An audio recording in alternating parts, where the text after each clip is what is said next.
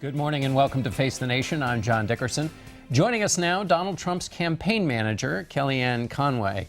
Kellyanne, I want to start with immigration, please. First, Donald Trump has told us over the last several months that on the question of the 11 million undocumented, that they must leave the country as a part of his plan. That seems to have been pretty stable in our conversations with him, but now it seems to be shifting. Why is that? Actually, he's not, John. He's pretty consistent, and immigration is a very complex issue. So if I may just talk about the 6 or 7 tenets of his plan, and I will address your question. First, there is still no amnesty. Secondly, he's building that wall. That has been the centerpiece of his candidacy and his immigration vision from the beginning, and it has not changed 1 inch. Third, we have to end these sanctuary cities. Next, he has said that he will enforce the law. That's a novel concept in Washington, D.C., where they just like to layer law on top of law and never enforce what we have. And he has also said that for those 11 million, if that in fact is the number, he wants to address that issue humanely and fairly. Those were his words. And he also said that he wants to not cause harm to people. So the question is what to do. He has said that if you want to be here legally, you have to apply to be here legally. We all learned in kindergarten to stand in line and wait our turn. And he is not talking about a deportation force, but he is talking about being fair and humane, but also being fair to the American workers who are competing for jobs, being fair to all of us who want secure borders and want the law enforced. So if the law is to be enforced, the 11 million or so, let's just use that number for the moment, are here illegally. So enforcing the law would mean having them leave. So how do they leave? Do they self-deport? Or is there a, whether you want to call it a deportation force or something, that helps them leave the country immediately, as he's previously said he'd like to see happen? Well, that's really the question here, John. And he has to deal with those agencies and those individuals already responsible for this who aren't doing the jobs. That nobody enforces the law the way he wants to enforce the law. So he obviously would work with law enforcement, immigration, the immigration agencies. We have ICE. We have agencies that already exist that are meant to be doing this already. And again, it's a very unusual idea for a president of the United States, that would be President Trump, to actually enforce the law and see how we can do this in a way that is, to quote him, fair, humane, and effective. For someone who's been, who's run on being candid about things, the apparent muddiness of this has caused some of his supporters. Mark Kerkorian is one of them. He's at the Center of Immigration Studies. Sarah Palin and Coulter have suggested or think or hear that he might be abandoning his position. Here's what Kerkorian said: whatever remaining chance he had to win the White House is gone. The fact now that he has betrayed his base on the signature issue that he ran on seems to me the death knell of his candidacy as a practical matter. He said that to the Wall Street Journal. So what has he got wrong? Well, he said something differently in a meeting just last week, or maybe the week before, when he was in Trump Tower for a roundtable. But the fact is, I would say to all those people and Mr. Trump's supporters, that when you look at his plan and you look at the no amnesty and the building the wall and the enforcing the law and the making sure that there's no legalization, he's also said that.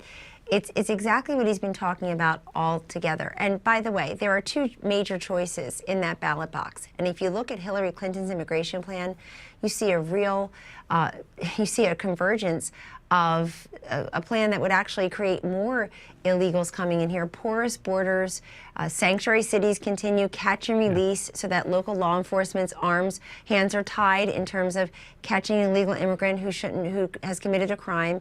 We'll just release them. Donald Trump has said, if you've committed a crime, you're out of here. And so this isn't just a referendum on Donald Trump's immigration policy. You have to contrast him to Hillary Clinton's. And she's to the left of Barack Obama on this. She's been very critical of President Obama because he has deported millions of illegals and because he has used executive amnesty a little bit, but she promises to use it that much more. Let me touch on a couple of other issues. Mr. Trump tweeted yesterday after an NBA player's cousin was shot. Mr. Trump tweeted, Dwayne Wade's cousin was just shot and killed walking her baby in Chicago. Just what I've been saying. African Americans will vote Trump. What did he mean? He tweeted his condolences to the family right after that. And I would like everybody to know about both tweets, because I think it's incredibly important for all of us to come together, John, in a very nonpartisan fashion and express our condolences to families like the Wade family, and also our outrage that things like this can happen. This woman was pushing a baby stroller. There are 4 children today, including a newborn, that don't have their mother. Absolutely. And I think it's important that Donald Trump is taking his message to communities of color. Republicans sometimes show up at different forums, but they really don't continue with this message, trying to reach all Americans. In the coming weeks, you will see Mr. Trump directly in these communities of color. Yes. We'll get to that in just a second. I just wanted to try and unpack the first tweet, though, because I just don't know what that means.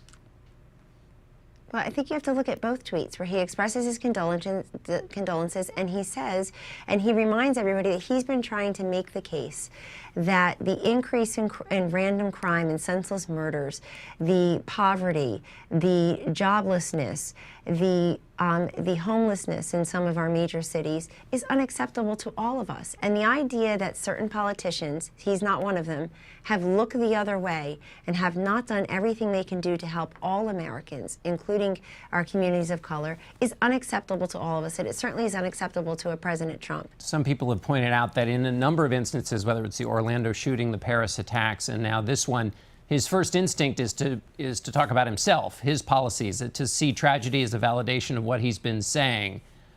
Is that healthy for a presidential candidate to do that?